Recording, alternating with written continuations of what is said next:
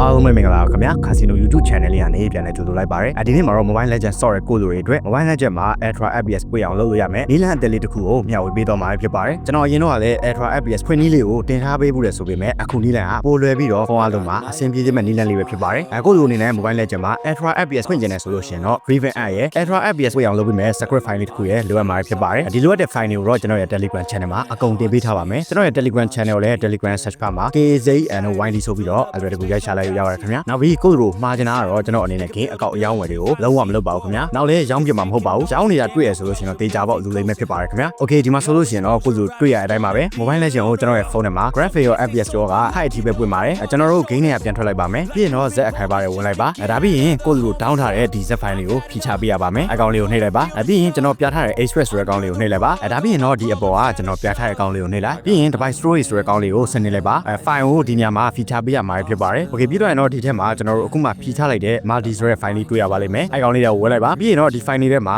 use module ဆိုတဲ့ text file လေးပါပါတယ်အဲကောင်လေးကိုနှိပ်လိုက်ပါဒီလိုလေးပေါ်လာရင် open ကိုဆင်းနေပေးလိုက်မယ်ဒါပြီးရင်တော့ကိုယ်သူအဆင်ပြေတဲ့ကောင်လေးနဲ့ရေးဖွင့်ပေးလိုက်ပါခင်ဗျာပြီးရင်ဒီအောက်မှာရှိတဲ့စာကိုကျွန်တော်ပြထားသလို select ပေးပြီးတော့ copy ယူထားလိုက်ပါမယ်ဒါပြီးရင်တော့ home screen ကိုပြန်ထွက်ပြီးတော့ Riven App ထဲကိုဝင်လိုက်ပါမယ် Okay App ထဲကိုရောက်ပြီဆိုလို့ရှိရင်တော့အောက်က aspect ကိုနှိပ်လိုက်ပြီးရင်ဒီပေါ်တော့အကောင်လေးကိုဘေးဆုံးထိဆွဲကြည့်ပြီးတော့ enjoy ဘက်ကိုနှိပ်ကြည့်လိုက်ပါဒါပြီးရင်တော့ဒီအောက်မှာရှိတဲ့ launch Riven ကိုဆင်းနေလိုက်ပါမယ် permission လေးတောင်းလာပြီဆိုလို့ရှိရင်တော့ allow all the time ဆိုတဲ့ကောင်လေးကိုနှိပ်လိုက်မယ်ပြီးရင် developer ဆိုတဲ့ကောင်လေးကိုနှိပ်လိုက်ပါကိုယ်လူအနေနဲ့ developer option ကိုအရင်ဖွင့်ထားပြီးတော့လိုအပ်ပါတယ်မဟုတ်ရင်နှိပ်လို့ရမှာမဟုတ်ပါဘူးခင်ဗျာ Okay developer option ကိုရောက်လာပြီဆိုလို့ရှိရင်တော့အောင်းသားလေးကိုဆွဲကြည့်လိုက်ဒီမှာ USB debugging ဆိုတဲ့ကောင်လေးတွေ့ရပါလိမ့်မယ်အဲကောင်လေးကိုဖွင့်ပေးလိုက်ပါဒီလိုလေးပေါ်လာရင်ဒီကောင်လေးကို manage ချစ်ခဏဆောင်ပေးပြီးတော့ Okay ကိုနှိပ်လိုက်ပါခင်ဗျာပြီးတော့ရင်တော့အဲ့ဒီအောက်နားမှာပဲ wireless debugging ဆိုတဲ့ကောင်လေးရှိပါတယ်အဲကောင်လေးကိုဝင်လိုက်ပါအကယ်၍ကိုယ့်ရဲ့ဖုန်းမှာ wireless debugging option ပါမလာဘူးဆိုလို့ရှိရင်တော့ကျွန်တော်ရဲ့ channel ထဲမှာ ODG ကိုအသုံးပြုပြီးတော့ Perry လုံးလေးကိုတင်ပေးထားပါတယ်တွားရောက်လေ့လာကြည့်လို့ရပါတယ်ခင်ဗျာ Okay ပြီးတော့ရင်တော့ပိတ်နေတဲ့ဒီကောင်လေးကိုဖွင့်ပေးလိုက်ဒါပြီးရင်တော့အောက်ဆုံးမှာရှိတဲ့ bed device ရဲ့ pairing code ဆိုတဲ့ကောင်လေးကိုနှိပ်လိုက်ပါဒီလိုကုတ်ချောင်းလုံးပေါ်လာပြီဆိုလို့ရှိရင်တော့ကိုဖုန်းရဲ့ node bar လေးကိုဆွဲချလိုက်ဒီမှာ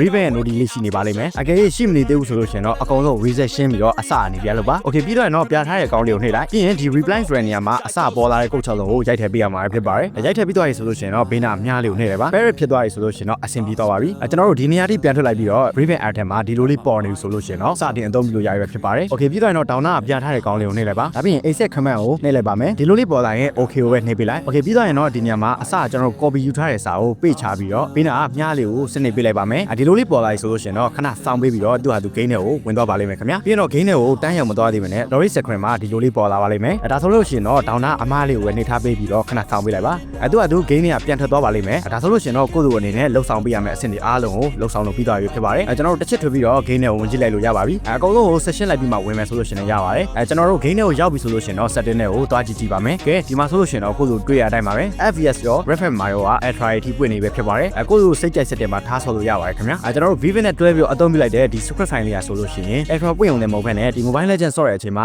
FPS ကိုညှိအောင်ဆော့ရတာလည်းပိုပြီးစမှုဖြစ်အောင်လှုပ်ဆောင်ပေးတဲ့ကောင်းလေးပဲဖြစ်ပါတယ်ခင်ဗျာဒီကောင်းလေးကတစ်ခါလုပ်ပြီးရတယ်အများတန်းသုံးလို့ရပါတယ်ထပ်ပြီးလှုပ်เสียလို့ရမှာမဟုတ်ပါဘူးခင်ဗျာကျွန်တော်လည်းဒေချာလေးစမ်းကြည့်ပြီးတော့တော်တော်လေးအဆင်ပြေလို့ကိုယ့်လူကိုမျှဝေပေးတာပဲဖြစ်ပါတယ်ဒီကောင်းလေးကကိုယ့်လူအတွက်သဘောကျပြီးအသုံးတည့်မယ်လို့လည်းထင်မိပါတယ်ခင်ဗျာထပ်ပြီးမှာချင်တာကတော့ကျွန်တော်အနေနဲ့ game အကောင့်တွေတစ်ခါမှမရောင်းဘူးပါဘူးအရောင်းဝယ်လည်းလုံးဝမလုပ်ပါဘူးခင်ဗျာကျွန်တော်နာမည်နဲ့အကောင့်တွေအခုနောက်ပိုင်းအများများလာပြီးတော့ link ခံရတာရှိလို့ပါဒါကြောင့်ဘသူ့ကိုမှအယုံလွယ်ပြီးမပေါ့ဆကြဘူးလဲပြောချင်ပါတယ်ကဲဒီနေ့ဗီဒီယိုလေးကတော့ဒီလောက်ပါပဲခင်ဗျာနောက်လည်းကျွန်တော်ရဲ့ channel လေးမှာ game နဲ့ပတ်သက်ပြီးအသုံးဝင်တဲ့အကြောင်းလေးတွေနဲ့ tool လေးတွေကိုအမြဲတမ်းတင်ဆက်ပေးနေမှာဖြစ်လို့ channel လေးကို subscribe လုပ်ထားပြီးတော့စောင့်ကြည့်နိုင်မှာဖြစ်ပါတယ်ဗီဒီယိုလေးကိုအဆုံးထိကြည့်ရှုပေးကြလို့အားလုံးကျေးဇူးတင်ပါတယ်ကျွန်တော်နောက်ထပ်ဗီဒီယိုတွေမှာပြန်လည်ဆုံတွေ့ကြမယ်ခင်ဗျ